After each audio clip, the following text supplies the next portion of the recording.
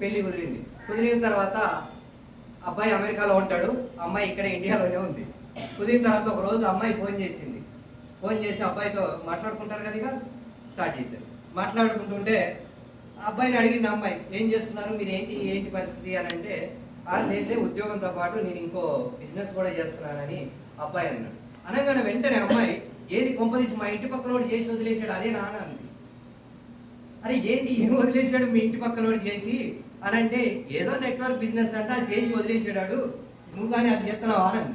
ఎందుకు ఈ అబ్బాయి కొంచెం తేడా అనిపించింది. ఏదన్నా మరి నిజం ఒప్పుకుంటే అమ్మాయి ఎక్కడ రిజెక్ట్ చేస్తుందేమని అని చెప్పేసి నిజం చెప్పట్లేడు. ఇక నిజము చెప్పట్లేడు అమ్మాయికి. చెప్పకపోయేసరికి అలాగే కంటిన్యూ అవుతుంది, మాట్లాడుకుంటున్నారు. ఎప్పుడు అమ్మాయి అడిగినా కూడా ఏదో దాటేస్తున్నాడు, నీకెందుకులే అన్నట్టు వేరే విషయంలోకి వెళ్తుంటే ఆ విధంగా కొన్ని రోజుల తర్వాత మ్యారేజ్ అయింది. మ్యారేజ్ అయిన తర్వాత ఈ అమ్మాయి అమెరికా వెళ్ళింది.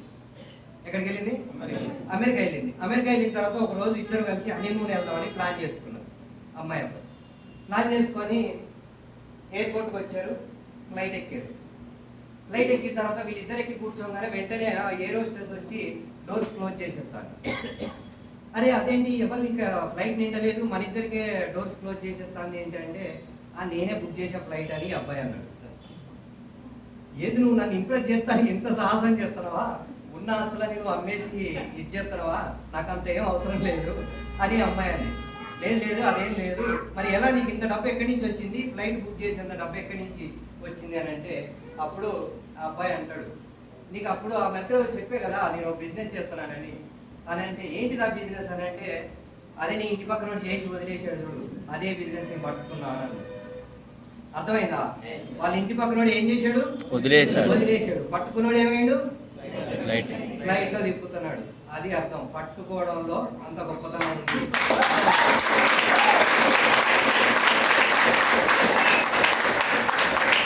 వదిలేయడం అందరూ చేస్తారు, పట్టుకున్న వాడు సక్సెస్ అవుతాడు. అందుకే చెప్తున్నా, దయచేసి పట్టుకోండి, గట్టిగా పట్టుకోండి.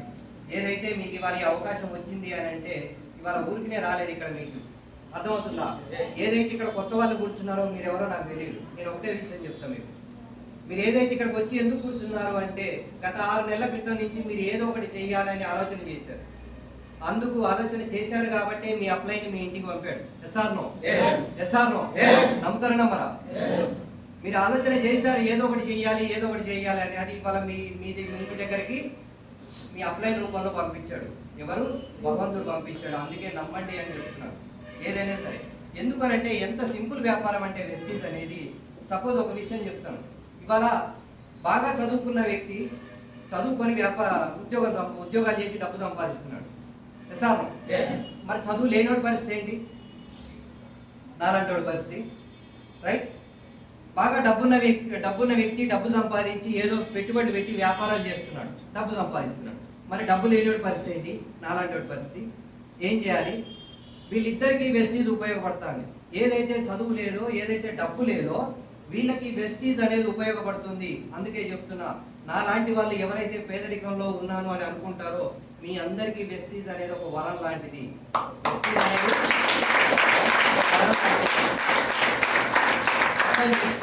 ఇవాళ ఎంతో మంది ఈ బిజినెస్ ద్వారా కోటీశ్వర్లుగా మారుతున్నారు. ఒకప్పుడు 200 రూపాయలు రోజుకు వస్తే చాలని చూసిన నేను ఇవాళ రోజు కాదు సంవత్సరానికి 1/2 కోటి తీసుకుంటున్నాను. ఎంత? 1/2 కోటి. 1/2 కోటికి ఎన్ని సున్నాలు ఉంటాయో కూడా తెలియదు. అటువంటి వాడికి వెస్టీజ్ చూడండి ఎన్ని లక్షల డబ్బు ఇస్తుందో. నెలకు వచ్చి 4 లక్షలు ఇవ్వాలి.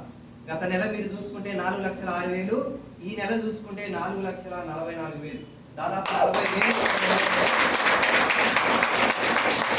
చెప్పుకోగలిగాను. ఇంకా ఇదే కాదు, ఇంకా రేపు చాలా సాధించడానికి పనిచేస్తున్నాం.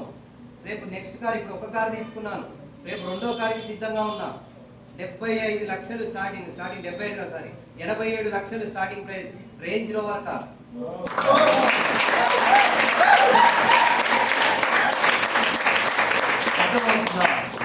చెప్పండి, వెస్టీజ్ అంటే చిన్న బిజినెసా? చదువులు అవసరమా? డబ్బులు అవసరమా? ఆలోచన చేసుకోండి. ఏది లేకుండా నేను ఇక్కడ కోటీశ్వరుడిగా తయారు చేస్తాను.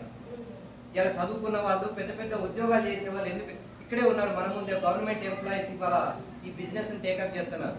ఇలా 10,000 20,000 రాగానే నేనే తోపు తుపాకీని అనుకొని బయట తిరుగుతున్నారు చాలా మంది. అర్థం కావట్లా.